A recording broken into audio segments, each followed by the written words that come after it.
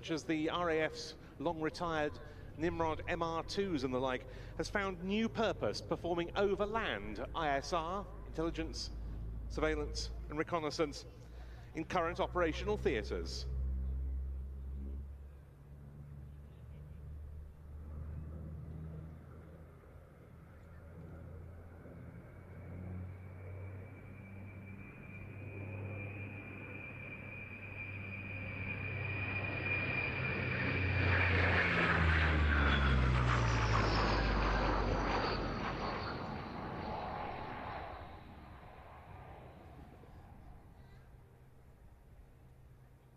Since its introduction to service in the 1960s, the Atlantique has been operated by France, Germany, Italy, the Netherlands and Pakistan. It utilizes a crew of 14 with a capacity for either 14 passengers or a full relief crew in order to make full use of its 18 hours endurance and exceptional 5,600-mile range. And they've been used for some very interesting missions in recent years. In 2013, Opération Serval, the French effort to force jihadist militants out of Mali, saw Atlantiques being used as bombers with Paveway 2 laser-guided bombs in their weapons bays.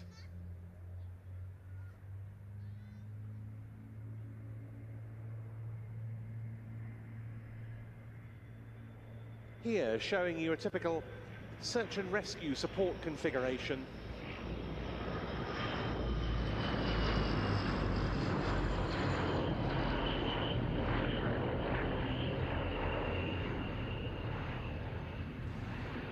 One of this aircraft's other taskings, but they've been vital in the efforts of French fighter bombers from both the country's Air Force and Navy in Opération Chamal in Syria and Iraq. They've been used as bombers, they've been used as ISR platforms, and they continue to be very active indeed. Recent deployments have included one to the Philippines as part of the Clemenceau 25 mission to the Pacific with the French Navy aircraft carrier Charles de Gaulle and its carrier strike group.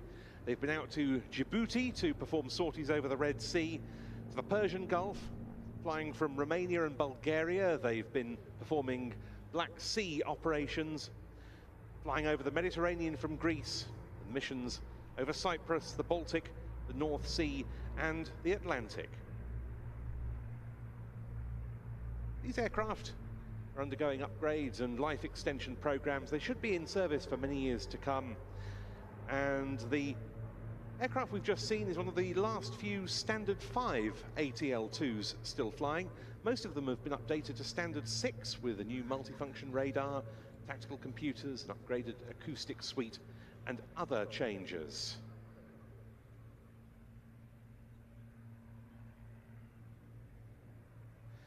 Seven aircrew on board the aircraft today. On the flight deck was the pilot, Lieutenant de Vaisseau David, and the aircraft captain, Lieutenant Tommy. Then we had lookout provided by Chief Petty Officer Benjamin, Petty Officer Baptiste, and Petty Officer Fred. Flight engineers were Master Chief Petty Officer Patrice and Chief Petty Officer Maxime. And how nice also to hear the note of two Rolls-Royce Tyne turboprops. This, one of very few production aircraft types to use the Tyne, and it's the last still in service following the retirement of the Transall C-160 twin turboprop transports.